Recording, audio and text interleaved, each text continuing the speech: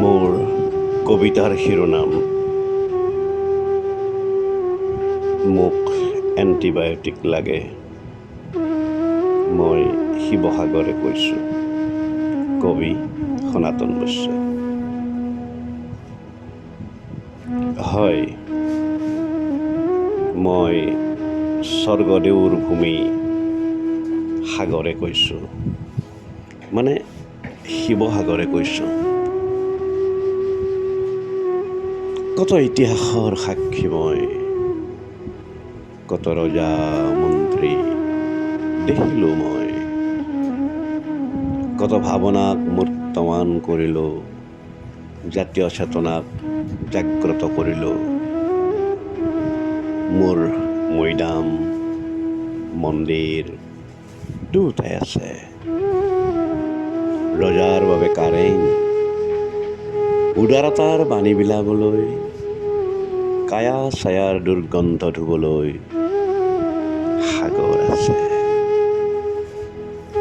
জয়া নাই বুলি কৈ আই মাতৃসকলক উছাহ দিবলৈ জেৰেঙা পথাৰ আছে। হয়,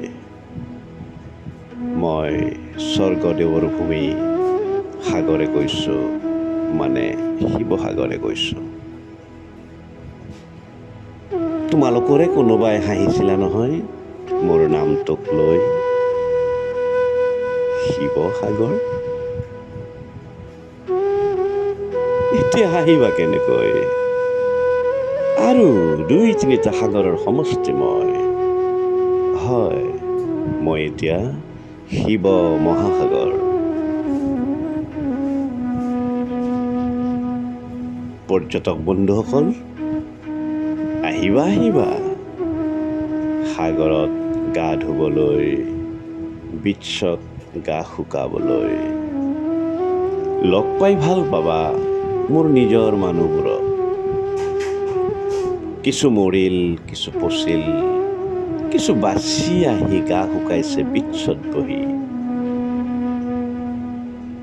বালি বোকাবোৰে সিহঁতৰ লাজ নিবাৰণ কৰিছে, পিছে চকুবোৰ লুনিয়া দেখিবা। নুশুকোৱা চকু পানী তোমালোকৰ কেমেৰাত বন্দী কৰিবা। পৃথিৱীক ক'বা অসমতো সাগৰ আছে, আহিবলৈ ক'বা সকলোকে। আৰু এটা কথা, সাগৰতলিত মণিক বিচৰাসকলে নিৰাশ হ'ব নালাগে। অতি সহজেই পাবা কাৰোবাৰ কিতাপ বহীবোৰ, কাৰোবাৰ বীমাৰ মিউচুৱেল ফাণ্ডৰ নথিবোৰ,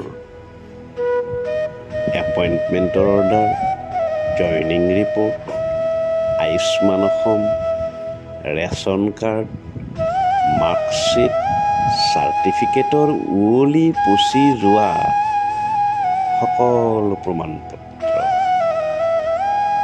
সেইবোৰতো মণিকেই, নহয়নে? হয়, মই স্বৰ্গদেউৰ ভূমি সাগৰে কৈছোঁ, মানে শিৱসাগৰে কৈছোঁ। কি ক'লে? জীৱ-জন্তু চাবলৈ আহিব? নিশ্চিতভাৱে নিৰাশ নকৰোঁ। নাজিৰাৰ নেপালী খুঁটিৰ সাগৰতলিত অজস্ৰ জীৱনৰ সম্ভেদ পাবা। সিহঁতৰ কান্দোনৰ ভাষা বুজিবলৈ প্ৰশিক্ষণ লৈ আহিব দেই। আগতীয়াকৈ কৈ থলোঁ। হয়, মই স্বৰ্গদেউৰ ভূমি সাগৰে কৈছোঁ, মানে শিৱসাগৰে কৈছোঁ। মই বৰ সুখী এতিয়া। সাগৰ তীৰত এতিয়া ট্ৰেফিক জাম। ইখনৰ পাছত সিখনকৈ বাহন আহিছে মোৰ ঘা শুকুৱাবলৈ। বিভিন্ন প্ৰকাৰৰ মলম বাহনৰ ওপৰে ভিতৰে। চাউল, দালি, আটা, চেনি, পানীৰ বটল আৰু বহুতো। দুখৰ মাজতো হাঁহিছোঁ মই চেনেহৰ বান দেখি। বুকুৰ বিষ আঁতৰাই চিঞৰি চিঞৰি ক'বৰ মন যায়, অসমীয়া কেঁকোৰা জাতি নহয় অ', অসমীয়া কেঁকোৰা নহয়। হয়, মই স্বৰ্গদেউৰ ভূমি সাগৰে কৈছোঁ, মানে শিৱসাগৰে কৈছোঁ। মোৰ আজি এটি অনুভৱে কুৰুকি কুৰুকি খাব ধৰিছে হৃদয়খন। মলমবোৰে মোৰ ঘাঁবোৰ শুকুৱাব পাৰিবনে? বাহিৰৰ পৰা শুকোৱা ঘাঁবোৰৰ আলোকচিত্ৰ দেখি সন্তোষ লাভ কৰা সকলৰ প্ৰতি মোৰ আকুল আহ্বান। মোক এখন প্ৰেছক্ৰিপশ্যন লাগে।